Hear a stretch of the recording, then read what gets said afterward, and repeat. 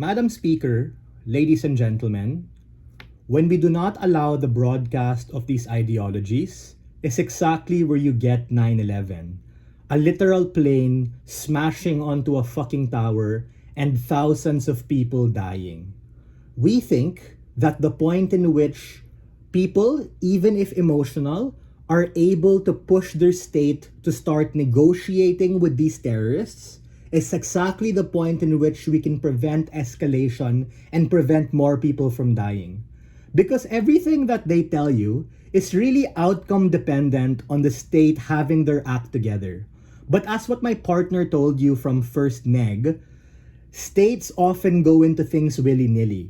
Meaning, if states think that they should go into conflict because of resources, because of capitalism, because of some utilitarian benefit, which we've seen the military-industrial complex do, and both Democrats and Republicans were like, fuck this, we don't want it, what incentive does the state have to listen to you if there's an asymmetry in terms of information? It becomes this imperfect idea of knowing what's happening when people aren't charged by that emotion to be able to hold people accountable.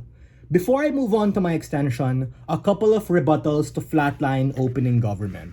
The first is on their idea of information makes or breaks the war, and people are often emotional and this leads to mass hysteria. We think that on their side, you have an imperfect information because people aren't aware of what's happening behind the scenes, and that's exactly where my partner's characterization of traditional media being fucking biased to whoever is in power, like the president and shit, is exactly the point in which you let them get away with their agenda.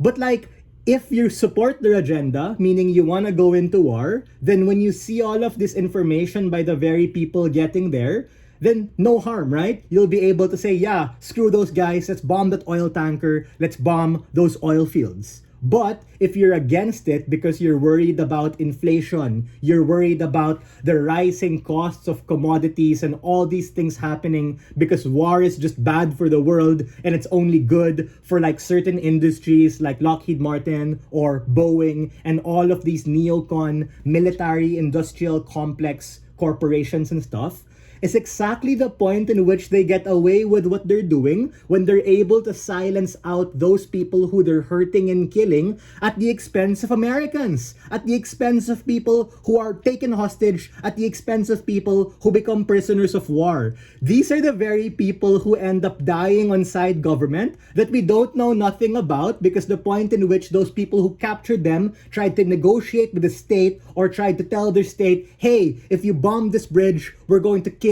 these 30 journalists, that's where it's more likely to happen on their side. You get less change on their side.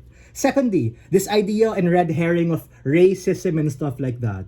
We think that we're willing to bite that trade-off if it means we're able to listen to these particular terrorists and we're able to like launch some task force to assassinate them, or we're at least able to like understand what exactly is happening on the ground to know the full severity of the situation. Because as what we've seen in Afghanistan, as what we've seen in Iraq, the media tends to skew narratives in favor of the president who's incumbent, the president who funds and fuels all of these things. Hence, you literally have the neocon military industrial complex. We prevent and check those powers when we actually have a fetter for people to be able to have information. But then the intuition pumped this whole people are gonna freak out, the whole war of the worlds thing, people are gonna make shitty decisions. Even if people make bad decisions, it becomes a collective and societal decision to do so, as opposed to people being left in the dark and them realizing that my older brother or my dad who was a soldier, I don't know where he is. He's a prisoner of war. He's in some unmarked grave. He is gone. As opposed to like feeling that emotion, no matter how sad or heavy that is, but I'm now able to have a full grasp of that particular situation. Fourth is that, in response to what Cami said about Josef, why can't people just not have access to it? Why can't it just be the state? My simple response is that this now becomes outcome dependent on the state being able to know what to do. But obviously, the state is gonna push utilitarian and capitalist agendas as opposed to closure, as opposed to people in society knowing what's happening, precisely because they view these particular things just as a metric. Meaning, I don't care if this one guy is captured and dies as long as I'm able to exploit what I get in these oil fields. Sure, POI. Yeah, POI, go ahead.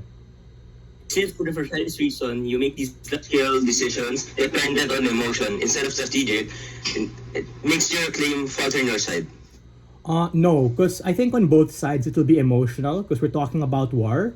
I'm just saying that when you loop in majority of people, it just becomes more democratic. As opposed to on your side, where it's also a hysteria emotion solely dictated by the executive board, solely dictated by generals, solely dictated by people who are not in proximity to the problem and who have the least to lose, when the people who love them and the people who are affected if they die or are taken away are now looped into that decision, even if on both sides it's emotional. That's symmetric, right?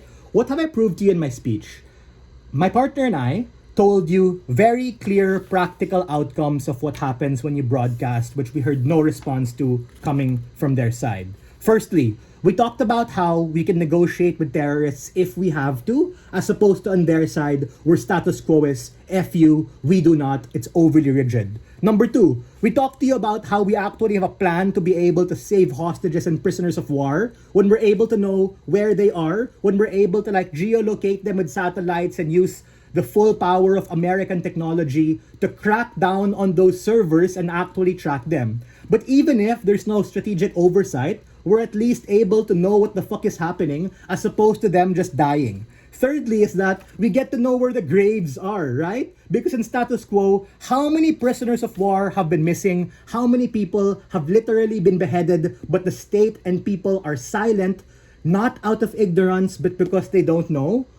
Through all these particular decisions, we have better discourse and capacity to know when to go to war, when not go to war, and ultimately be able to help the very people who are most vulnerable. We are very proud to take this debate.